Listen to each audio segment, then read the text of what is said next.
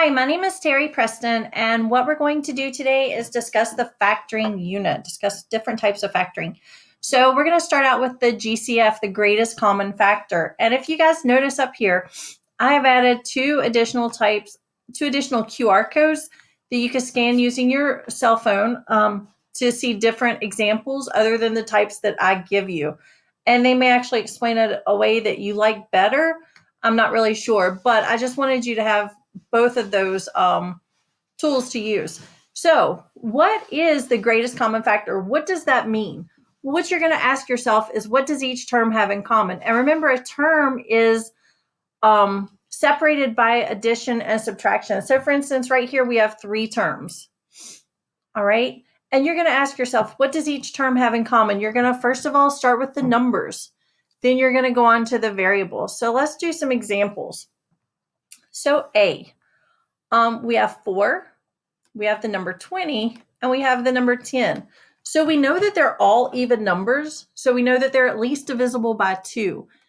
But can we go up more? Okay, 4 is our smallest number, so 4 is as large as we can go. 4 will go into 20, but will it go into 10? No. So we know that 2 is going to be our greatest common factor. So I'm going to put out a 2. So what we're doing is we're more or less fishing. This is our fishing pond. And we're going to pull 2 out of each term. So we have our fishing pole thrown in, and now we're reeling it back in. So we're going to ask ourselves, we're dividing. 4 divided by 2 is 2. Then are we able to take out any variables? We only have variables in the first 2 terms, so we're not. So we have our x squared left minus 20 divided by 2 is 10x. Plus 10 divided by 2 is 5. So this is your final answer. We can't go down any further. We don't have any like terms. So that's as far as we can go. Now let's look at example B. We have the number 6, 15, and 9. Okay, so only one of those numbers is even, so we know 2 can't go into all of them. So let's go up a number. Let's go to 3. So will 3 go into 6? Yes. Will 3 go into 15? Yes. And will 3 go into 9? Yes. So we know that 3 is going to be a greatest common factor. Now, if you notice, each term has variables. So we have 4 x's here, 3 x's here, and then 2 x's. So how many x's, what's the largest number of x's I can take out of each one of those terms? Okay, so you know that since x squared is right here, we can't take more than 2 out. So 2 x's is as much as we could possibly take out. So I'm going to have 2x squared because each term has at least 2 x's. And so that's all we can take out. We can't take out more than what we have because that's not going to work. All right, so I'm going to put my parentheses. Now I'm going to divide it out. 6 divided by 3 is 2. We had 4 x's. We divided it by 2. We took 2 out. 4 minus 2 is 2, so x squared. 15 divided by 3 is negative 5. We have 3 x's, but we took out 2, so how many are remaining? 1. Okay, and then I took out 9 divided by 3 is 3, so plus 3. And then our x squares are gone. So that is your final answer. All right. Now I'm going to delete this box so that we can use a space over here. Now I want you to pause it, and I want you to at least try to do the numbers yourself. Okay, so pause it and then come back in a minute. All right, so thank you for pausing. Now we have 12, we have 20, and we have 16. Well, they're all even numbers. So we definitely know 2 will go into them. But can we go above 2? Can we go to 4? Will 4 go into 12? 3 times. 4 go into 20? 5 times. Will 4 go into 16?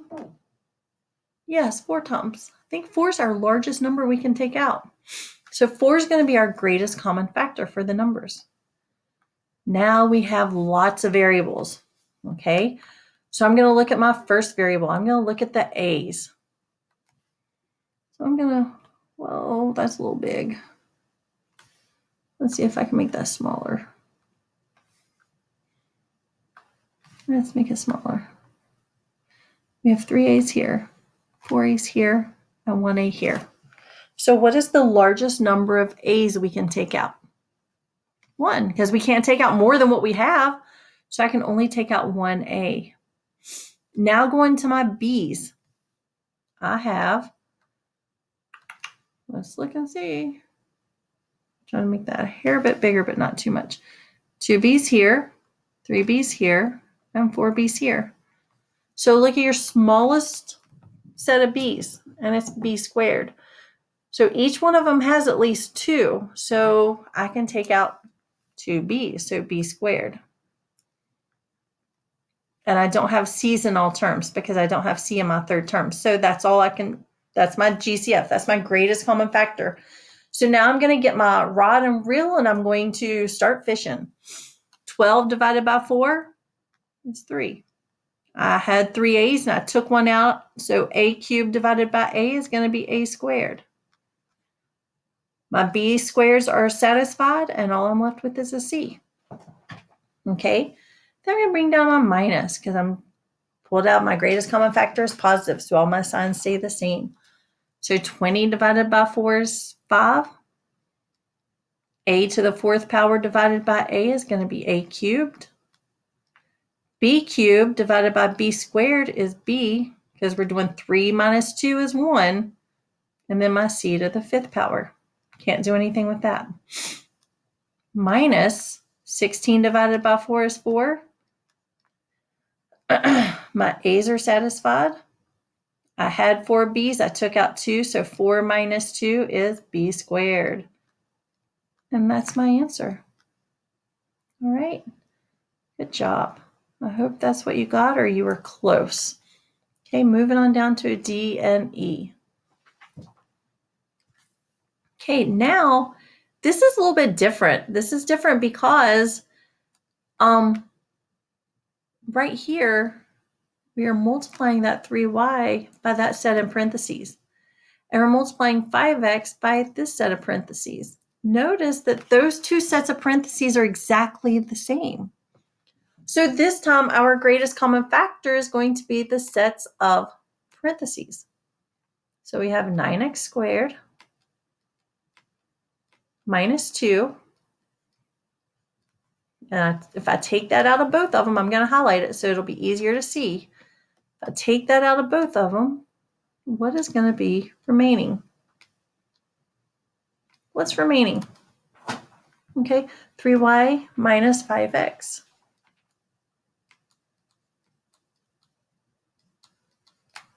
And when I look at each one of those sets of parentheses, I don't have another greatest common factor in each one of those. So this is my final answer. So once again, pause it, and I want you to try E on your own. All right. So welcome back. I'm looking at this, and I notice I have 2 sets of parentheses again. And my 2 sets of parentheses, 2a plus 5b, 2a plus 5b. They're the same. So what I can do is I can, GCF, my greatest common factor, is going to be this right here. So I'm going to pull that out, 2a plus 5b, write what repeats, then I'm writing what's left, 3a minus 4b. Okay, so you write what repeats and then you write what's left. All right, now factor by grouping. Okay, and all factoring by grouping is similar to D and E. So once again, there is another QR code that you can scan and you can hear somebody else talk if you're tired of hearing my voice, whichever one you want to do, but they will be different examples. So as we're doing this, when you're doing factoring by grouping, I like to underline the first 2, then the last 2. 10AB and 15B. So I'm going to GCF each one of those sets. Okay, 10AB and 15B. When you have 4 terms, this is what you're going to do.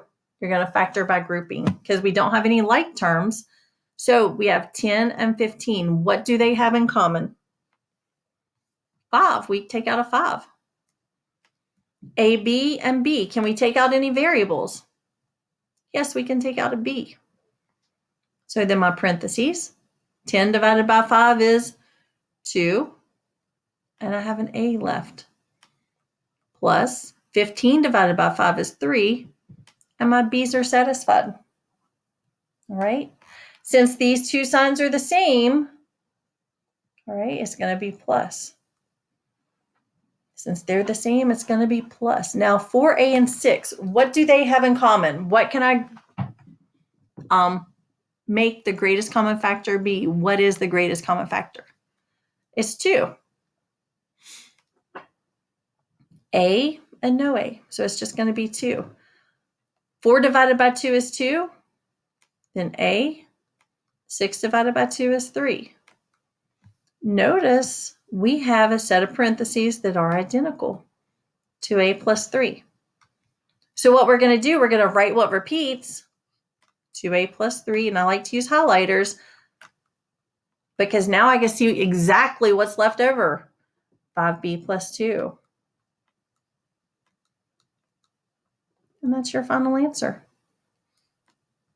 Now, one thing you can do, you can check these and make sure you got the correct answer by multiplying. Okay, you can definitely check these to by multiplying the two binomials. All right, so let's look at B. All right, let me change colors because I like to use different colors. All right, B. So I'm going to do this group, then I'm going to do this group. My first group, 5 and 8. Is there something that'll go into 5 and 8? No, there's nothing. So we can't take out a number. So look at your variables. X, Y, and X. They both have an X in common. So I'm going to take out an X. Then what's going to be left? 5y minus 8. Okay, these two signs right here are different. When the signs are different, we're going to take a subtraction. We're making that subtraction between the two. We have 10y and 16. 10 and 16. What number goes into both of those? You're correct, a 2. So we're going to take out a negative 2. Okay, we can't take out any variables because there's only variables in the first term. So I'm going to start my parentheses. Negative 10 divided by negative 2, it's going to be positive 5. So 5y. 16 divided by negative 2 is minus 8. 5y minus 8. So do we have a set of parentheses that are the same? Yes. So write what's the same. Bring down what's the same. 5y minus 8. Write what repeats. Write what's left. X minus 2. Write what repeats. Write what's left. All right. I want you guys to pause me and try C. So try C. Okay, welcome back. I hope you tried C. I'm going to go ahead and underline my two groups. All right, 6 and 9. What number goes into both of those? 3. Then I have x squared and xy. So what goes into both of those? They both have an x. I'm going to take out one x. Okay, so there's my parentheses. Now I'm going to divide. 6 divided by 3 is 2. X squared divided by x is x. Then I'm going to bring down my plus. 9 divided by 3 is 3. And then my x's, they're taken care of, so y. All right. And now since these two signs are different, you know that this is going to be minus. Okay.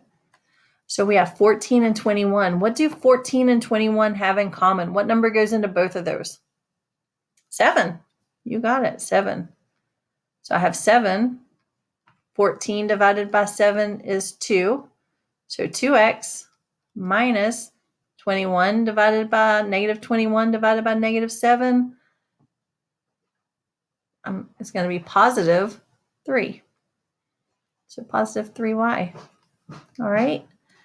Now ask yourself, do we have anything in common? All right, we do. This 2x plus 3y is the same. So I'm going to write what repeats, and then I'm writing what's left over. So I have 2x plus 3y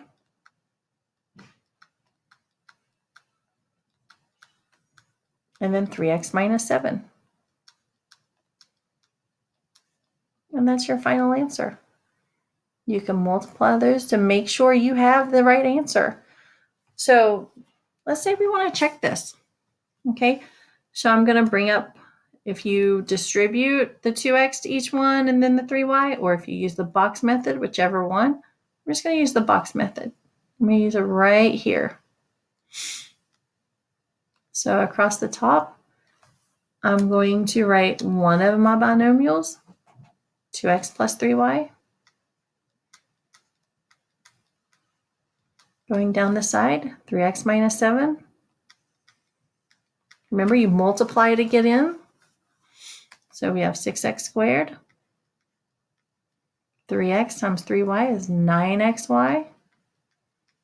Negative 7 times 2x is negative 14x. Negative 7 times 3y is negative 21y. Okay, you multiply to get in, you add to get out. So our like terms are the, we don't have any. So we have 6x squared plus 9xy minus 14x minus 21y. Okay, they match identically, so we know that our answer is correct. So be sure to check yours as you go, or at least just check once in a while. Thank you. All right, and on the next page, you have some practice problems that you can go through. If do the greatest common factor if possible. If right, if not, write no common factor. Check your answer by multiplying the factors. Okay, if you have any questions, please let us know. Thank you.